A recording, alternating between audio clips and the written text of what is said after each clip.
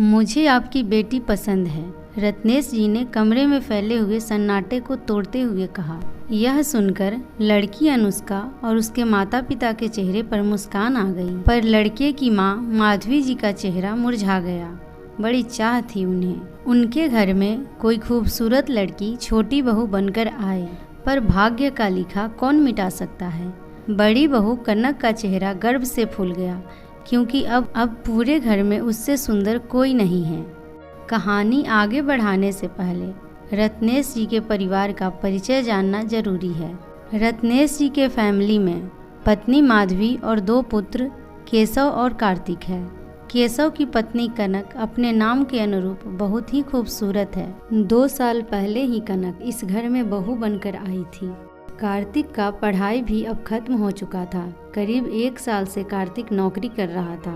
अब तो जैसे रिश्तों की बाढ़ आ गई थी, आए भी क्यों ना। एक प्रतिष्ठित घराने के कमाऊ लड़के को भला कौन अपना दामाद नहीं बनाना चाहेगा। कार्तिक अभी शादी के लिए तैयार नहीं था, पर रत्नेश जी का मानना था कि सही समय पर विवाह कर लेना चाहिए। समय को यूं ही नहीं गंवाना चाहिए। जब प्रकाश जी ने अपनी बेटी अनुष्का का प्रपोजल भेजा तो रत्नेश जी ने सहस्र ही स्वीकार कर लिया, क्योंकि रत्नेश जी जानते थे यह परिवार भले ही धन से कमजोर हो, पर संस्कार संपदा से संपन्न है। पर पत्नी माधवी ने शादी के लिए इनकार कर दिया। कारण था अनुष्का का रंग कम होना। अनुष्का का रंग भले ही कम था, पर उसका कटीला नयन नक्श किसी को भी अपनी तरफ आकर्षित करने के लिए काफी था। कार्तिक ने भी जब अनुष्का को देखा तो उसका भी मन फिसल गया और उसने शादी के लिए हाँ कर दी। कार्तिक भी कम नहीं था, लंबा गोरा, काले घने घुंघराले बाल, हर लड़की के सपनों का राजकुमार था। और माधवी जी भी अपने पति का ज़्यादा विरोध नहीं कर पाई। मन में ढेरों सपने सजाए अनुष्का अब इस परिवार की बहू बनकर आ गई।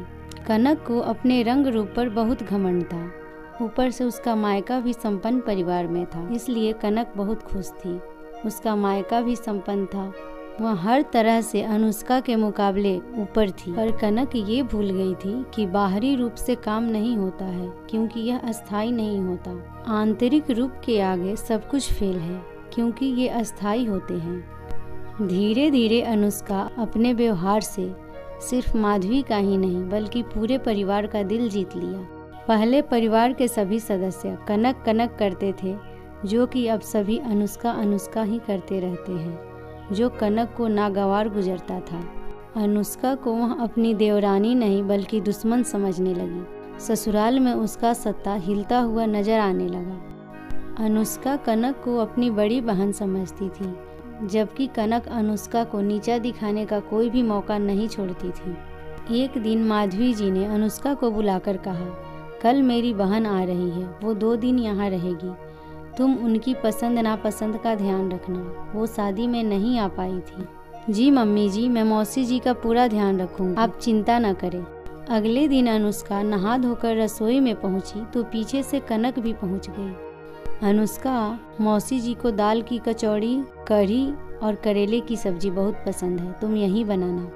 दीदी, पर माँ तो कह रही थी कि मौसी जी को सादा खाना ही पसंद है, अनुष्का ने कहा।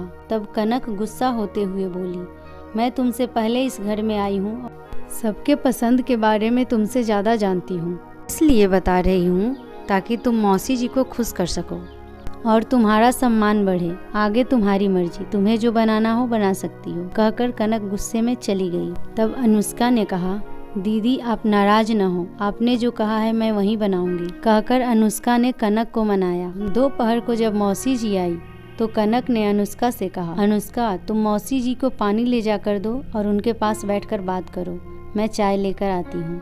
न दीदी आप जाओ, मैं चाय लेकर आती हूँ, न जाने मुझे क्यों डर लग रहा है। अरे इसमें डरने की क्या बात है, खाना तो बन ही चुका है और तुम मौसी जी के पास नहीं बैठोगी तो मौसी जी बुरा मान जाएगी। कनक की बात सुन अनुष्का मौसी जी के लिए पानी लेकर मौसी जी के पास गई और थोड़ी देर उनके पास रुक गई।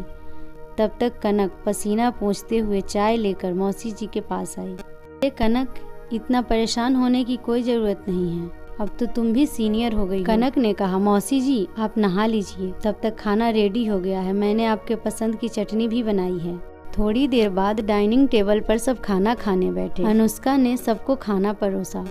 तब माधवी जी ने अनुष्का को देखते हुए बोला, अरे अनुष्का, मैंने तुमसे कहा था ना दीदी को सादा खाना पसंद है, फिर ये सब क्यों बनाई? माँ, मैंने भी अनुष्का से कहा था कि सादा खाना बना ले, दाल कचौड़ी से मौसी जी को गैस की प्रॉब्लम हो जाएगी। तो अनुष्का ने कहा था कि सादा खाना तो रोज ही बनता है, आज हम कुछ स्पेशल बनाते हैं, मौसी जी आ रही है। पर मम्मी जी आप चिंता न करें, मैं मौसी जी के लिए दाल चावल के साथ हरी चटनी भी बनाई हूँ। अनुष्का हैरानी से कनक को देख रही थी। अनुष्का जब भी कुछ बोलने के लिए मुंह खोलती, कनक दूसरी बात उठाकर उसका मुंह बंद करा देती।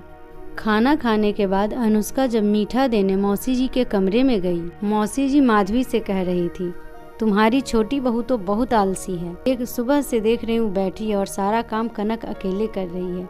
तुम दोनों में काम क्यों नहीं बांट देती? आपको कोई गलत फहमी हो रही है दीदी, सारा काम तो अनुष्का ही करती है। माधवी ने अनुष्का का बचाव करते हुए कहा। तू कहना क्या चाहती है? मैंने जो देखा वो गलत है? मौसी जी ने गुस्से में कहा। नहीं दीदी, मैंने ये नहीं कहा। माधवी ने अपनी बहन को शांत कराते हुए कहा। अनुष्का को देख दोनों बहन चुप हो गई। अनुष्का वहाँ स्वीट डिश रखकर चुपचाप निकल गई। वह सीधा कनक के कमरे में पहुँची ताकि पूछ सके कि उन्होंने ऐसा क्यों किया। कनक फोन पर किसी से बात कर रही थी। अनुष्का ने सुबह ही सारा खाना बना लिया था, पर मैंने उसे मौसी जी के पास बैठाकर खुद व्यस्त होने का नाटक किया, जिससे मौसी जी की नज़र में उसकी छवि धूमिल हो गई। मौसी जी मुझे मेहनती और अनुष्का को आलसी समझ रही थी। इस तरह मैंने एक तीर से दो निशाने किए। आजकल अनुष्का सासू माँ के नज़रों में कुछ ज़्यादा बनी हुई है, उससे उतारना जरूरी था। दीदी, मैंने आप पर बहुत विश्वास किया था। अगर मैं आपकी बहन होती तब भी आप मुझे ऐसे ही धोखा देती। मैं तो आपको अपनी बहन समझती थी। कहकर अनुष्का रोते हुए कमरे से निकली तो सामने माधवी जी खड़ी थी, जो अनुष्का के पीछे उसे समझाने आ रही थी और सारी बातें सुन रही थी। अनुष्का, मैंने तुमसे पहले ही कहा था कि अपनी बुद्धि का इस्तेमाल करो। बहन समझने और होने के बीच की लकीर को कनक ने मिटाया नहीं। तुम भी अब सोच समझकर काम करने की आदत डालो, लोगों को पहचानना सीखो। मेरी अनुष्का बहू का दिल सोने जैसा है, जो अब मैं पहचान गई हूँ। पोल खुलते देख कनक का सर शर्म से झुक गया।